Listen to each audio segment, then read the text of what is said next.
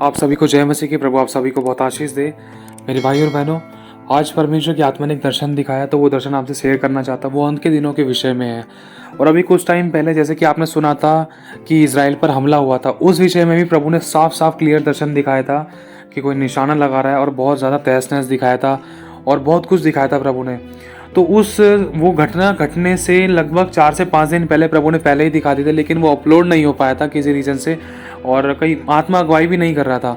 लेकिन इस बार ऐसी गलती नहीं करना चाहता। लेकिन मेरे भाई और बहनों, ये दर्शन आप सभी को ज़रूर बताना चाहता हूँ, ताकि हम सब सावधान रहें और इस बात को प्रार्थना में रखें, ताकि परमेश्वर अपने क्रोध का प्याला हर एक जन पर से हटा ले और सब मनुष्य को मन फिराव का अवसर मिले, और लोग सच्चे यीशु पर विश्वास करें और अपने जीवन उसके आगे समर्पित करें और पापों से क्षमा मांगें और प्रभु के अनुसार चलें और पवित्र जीवन जिएं। तो मेरे भाई और बहनों, ध्यान से समझना, आज प्रभु ने एक ऐसा दर्शन दिखाया, बहुत बड़ी फौज दिखाई दी है, जिसके अंदर मतलब बहुत सारे लोग हैं। इसमें लड़कियां भी हैं, लड़के भी हैं, और सब ने फौजी वाली ड्रेस पहन रखी है, और टोपी किसी ने नहीं लगा रखी। सब ने काले रंग का कपड़ा लगा रखा है माथे पे, जैसे कफन बांधते हैं ना, काले रंग का कपड़ा लगा रखा है।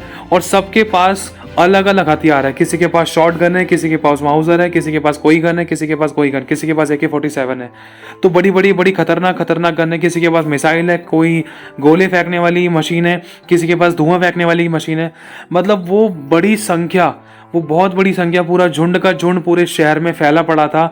ऐसा कुछ दिखाया परमेश्वर ने, और वो घात में घूम रहे थे, किसी को भी मारना। तो अचानक प्रभु ने उन लोगों के बीच में, उस भीड़ के बीच में, कोई गाड़ी वाड़ी नहीं, गाड़ी के बदले वहाँ पर एक सफ़ेद घोड़ा दिखाई दिया। उस घोड़े पर एक सफ़ेद कपड़े में आदमी बैठा हुआ था, जो गोरा सा था, और वो सफ़ेद घोड़े पर सफ़ेद कपड़े पहनकर एक आदमी बैठा हुआ था। और उसने अपने सर पर, जैसे अरबी लोग पहनते हैं ना, जैसे आपने देखा होगा सऊदी अरब में जो लोग पहनते हैं, यह रेड और वाइट कलर का कुछ सर में गमछा सा पहनते हैं, तो उस टाइप का उसने कुछ पहन रखा था। और वो मुस्कुरा रहा था, हंस रहा था, और सफ़ेद घोड़े पर आराम से चल रहा था। मतलब उस सेना को कंट्रोल करने का अधिकार उस बंदे के पास, और वो उनका अगुवा बनकर उनके बीच में चल रहा था, वो भी खुशी से। मतलब जिसको किसी भी प्रकार की कोई टेंशन, कोई चिंता, कोई परेशानी नहीं है, बिल्कुल टेंशन फ्री होकर एक अधिकार के साथ बिल्कुल आराम से चल रहा था। तो जैसे आपने देखा होगा, जैसे कोई बहुत बड़ी बारात जा रही है, तो उसमें एक घोड़े के ऊपर दूल्हा बैठा हुआ है और बिल्कुल टेंशन फ्री होकर चल रहा है, एक रौफ के साथ, एक घमंड के साथ। तो उसी प्रकार से जब वो मोमेंट दिखाया प्रभु ने दर्शन में, कि उस सफ़ेद घोड़े पर सफ़ेद कपड़े पहनकर और सर में लाल गमछा लगाकर, चेहरे पर दाढ़ी है और जवान है, उसकी ज़्यादा एज नहीं है, लगभग उसकी एज है 20 से लगभग 30 के बीच में, 20 से 30-35 के आसपास मान सकते हैं। उससे ज़्यादा वो नहीं हो सकती उसकी एज, वो ज़्यादा बूढ़ा नहीं है, और वो जवान है, और बहुत अच्छी शेविंग कर रखी थी उसने, बहुत मुस्कुरा रहा था और बहुत खुशी के साथ वो चल रहा था। उसके अगल बगल बहुत सारी सेना, जिसमें लड़कियां भी थी फौजी के ड्रेस पहने हुए, और लड़के भी थे, और सारे हट्टे कट्टे थे, और सबके पास बहुत खतरनाक हथियार थे, और सब रौफ में चल रहे थे। और फिर उसके कुछ टाइम बाद देखा तो बहुत ज़्यादा भगदड़ मची हुई थी, तोड़ फोड़ हो रखी थी, बड़ी बड़ी बिल्डिंगें, इमारतें, मतलब इमारत दिखाई थी। मैं 53 नंबर की इमारत के ऊपर था, 53 नंबर कोई बिल्डिंग थी, उसके ऊपर था।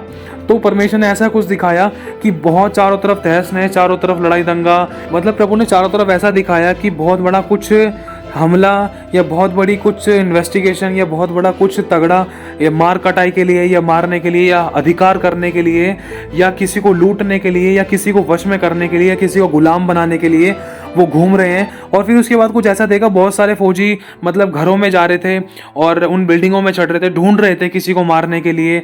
तो ऐसा कुछ दिखाया परमेश्वर ने। तो मेरे भाई और बहनों, जब वो सफ़ेद घोड़ा दिखाई दिया ना, तो उससे रिलेटेड प्रभु की आत्मा ने आत्मा में सिखाया, जैसे कि लिखा है प्रकाशित वाक्य का 6 अध्याय और उसकी पहली आयत में, फिर मैंने देखा कि मेमने ने उन 7 मोहरों में से एक को खोला। मेमना कौन? यीशु मसीह ने पिता परमेश्वर के हाथ में से वो पुस्तक ली, जो आगे पीछे से लिखी हुई थी, जिसके ऊपर 7 मोहरें थी।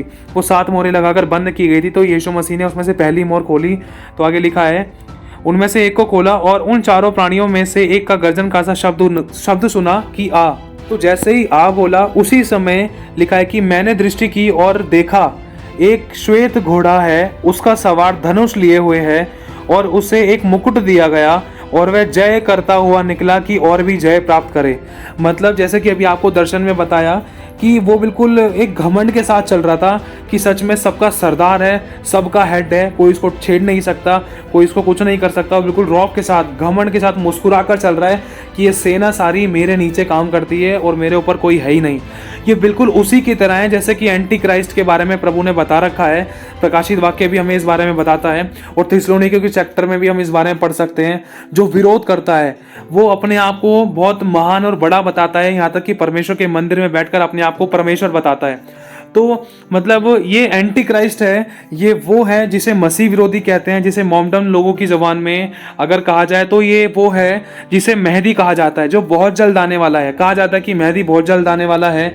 तो मेरे भाई और बहनों, उसी के विषय में प्रभु ने हमें चेतावनी दी है कि प्रभु कह रहा है कि मेरे आने में इसलिए देर होती है ताकि सबको मन फिराव का अवसर मिले और मैं बहुत जल्द आने वाला हूँ। मेरे भाई और बहनों, ये जो दर्शन, ये जो लक्षण दिखाई दे रहे हैं, ये इस प्रकार के हैं क्योंकि यीशु मसीह बहुत जल्द आने वाला है। हमें अपने आप को तैयार करना है क्योंकि एक प्रधान उठेगा, वचन में लिखा है एक प्रधान उठेगा वन वर्ल्ड गवर्नमेंट से रिलेटेड, और पूरे वर्ल्ड पर वो अधिकार करेगा और जो उसकी नहीं सुनेगा। इस बारे में आप यिर्मयाह 9वें अध्याय में पढ़ सकते हैं। कितनी खतरनाक बातें, बहुत खतरनाक सताव को लेकर है। लिखा है कि बच्चे, कुआरी, छोटे, बड़े, बूढ़े, लिखा है कि सबको मारकर नाश करो, और जिस किसी के पास वो मोहर हो, जिस किसी के पास जिसके माथे पर छाप लगी हो उसके पास मत जाना। छाप किसकी? एक तरफ परमेश्वर अपने लोगों के छाप लगाएगा, दूसरी तरफ वो एंटी क्राइस्ट वो छाप लगाना चाहता है। तो मेरे भाई और बहनों, प्रभु चाहता है कि हमें तैयार रहना है, समय समय तैयार रहना है। प्रभु किसी भी समय कभी भी आ सकता है और ये अंत के चिन्ह है मेरे भाई और बहनों। वो उसका वचन कहता है, जब यीशु मसीह के चेलों ने पूछा कि प्रभु तेरे आने का क्या चिन्ह होगा, तो प्रभु ने बताया कि अंत के दिनों में बाढ़ें आएंगी, भूकंप होंगे, भूडोल होंगे, और जाति जाति पर, राज्य राज्य पर चढ़ाई करेगी, और जगह जगह अकाल पड़ेंगे और बाढ़ें आएंगी। बहुत सारी बातें यीशु मसीह ने बताई थी। ये मेरे आने का चिन्ह होगा, ये मेरे आने का चिन्ह होगा। जब ये सारी बातें होते हुए देखो तो तुम जान लेना। और ये भी बताया था कि अंत के दिनों में बहुत से भरमाने वाले झूठे भविष्यद्वक्ता उठ खड़े होंगे। तो उसी तरीके से एक झूठा मसीह जिसे हम मेहदी कहते हैं, जैसे कि कहा जाता है कि एक मेहदी आने वाला है और वो 3 साल की वाचा बांधेगा, शांति की वाचा बांधेगा। शुरुआत में 3 साल के लिए सबको मतलब बहुत अच्छी तरीके से फेवर करेगा, लेकिन उस 3 साल के बाद बिल्कुल रुख बदल जाएगा और लोगों को लगेगा कि सब कुछ ठीक है, शुरुआत में सब कुछ ठीक हो रहा है, सब बेस्ट है, सब कुछ अच्छा चल रहा है, लेकिन उसके बाद अचानक ये रुख कैसे बदल दिया जाएगा, सब कुछ पवित्र बाइबल में बता रखा है। तो मेरे भाई और बहनों, में सावधान रहना है।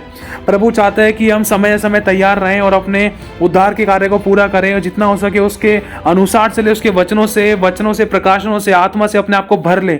क्योंकि मेरे भाइयों और बहनों, हमें नहीं पता कि बाइबल हमारे पास कब तक है, क्योंकि लिखा है अंत के दिनों में मनुष्य केवल रोटी ही से नहीं परंतु हर एक वचन से जीवित रहेगा जो परमेश्वर के मुख से निकलता है। मनुष्य वचन को ढूंढेंगे, समुद्र से समुद्र तक ढूंढेंगे, परंतु उसको ना पाएंगे। लिखा है जवान ये लोग मूर्छा खाकर गिर जाएंगे परंतु वचन को ना पाएंगे।